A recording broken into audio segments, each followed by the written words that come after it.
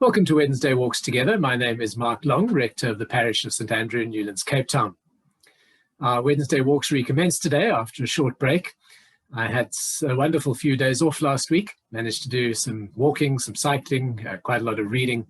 It's really useful just to have some time to disconnect from the normal demands of life. And if you haven't done so for a while, I would really encourage you to make the time to do so.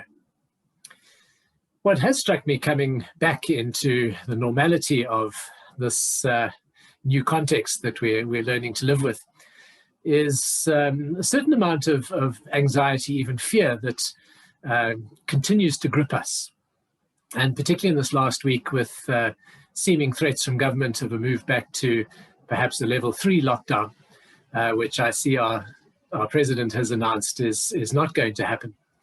But nonetheless, around the world, the numbers are climbing in terms of COVID infections. And certainly in the Western Cape, I went on leave. Numbers were sitting at about, I think it was about 2,500 active infections. I came back, that number jumped to over 4,000 active infections. And in the last couple of days, it's dropped a bit and is closing back in on the 2,000, on the 3,000 mark. So all these things, and combined with all the challenges that the pandemic has brought into our lives, leaves us feeling uncertain on a whole lot of levels. Kind of all that was normal, all that was usual, all that just defined what life was, has subtly changed in some instances and dramatically changed in others. And often when that firm foundation of expectation is removed, anxiety, fear comes about.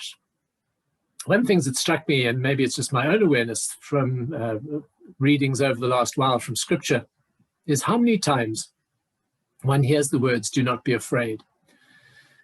Jesus in John 14, as he prepares his disciples for what's ahead, says on at least 2 occasions in that gospel, in that chapter, says to them, "Don't be afraid." And Matthew chapter 8, which was part of my reading this morning, verse 5 says, "The angel said to the woman, 'Do not be afraid. I know that you are looking for Jesus who was crucified.'" So a passage that comes in after Jesus' death and is part of the resurrection experience, in fact.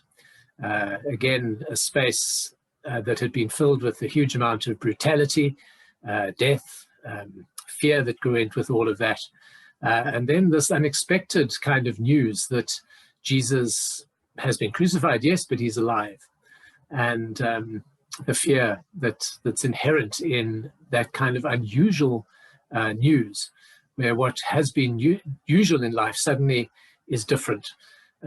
People die, they tend to remain dead. In this instance, not. And the women are searching for Jesus' body at this point. But it's helpful perhaps to just reflect on what drives our own fear and how this pandemic has linked into that. And one of the things I was listening to a talk by Cynthia Bijou this morning, and she reflected that in her awareness, particularly within the United States of America and sort of American culture, which certainly in our African context through television and other media, I think really does impact on our cultural outlook as well. She said that there's been a growing investment in personal safety as the highest value. And I found that a really interesting comment from her, because so much of what has driven this, the sort of government's response around the world to this virus has been individual personal safety, human life put at the apex of all our activity, and the protection of that life, even to the extreme loss in terms of economies and the impact that that's had on people's ability to live lives. So in my mind, it's one thing to be alive, but it's something else to be able to support the life that I have. And in terms of faith, of course, we're encouraged not to hold on to our lives to such a degree that we actually stop living. And there's much that Jesus has to say about that. So one of the challenges, I think, of this lockdown and the pandemic in our lives is to really reflect on what is of value to us as human beings. And, is the sustaining of life more or less important than the protection of life itself? There's no use in my mind in protecting life when you cannot sustain that life. But also there's the challenge, and again, as I said a moment ago, from a faith perspective, of really trusting one's life into God's hands. And there needs to be a dying. And I'm not suggesting we should be seeking death out, but there needs to be a dying to self. There needs to be a coming alive to the purposes of God in our world. And this is one of those times in life where all of us, and I think it's global, are really being challenged with what it means to truly live and how we do that. For me, the pandemic has just made me much more aware of how much value I actually have or give to freedom and the ability to, or just the way I've taken those things for granted, that I've been previously able to do things as and when I like. I've been able to live without necessarily much thought about others' health in terms of my own actions. And so much of this time has just shifted a whole lot of those perceptions for me.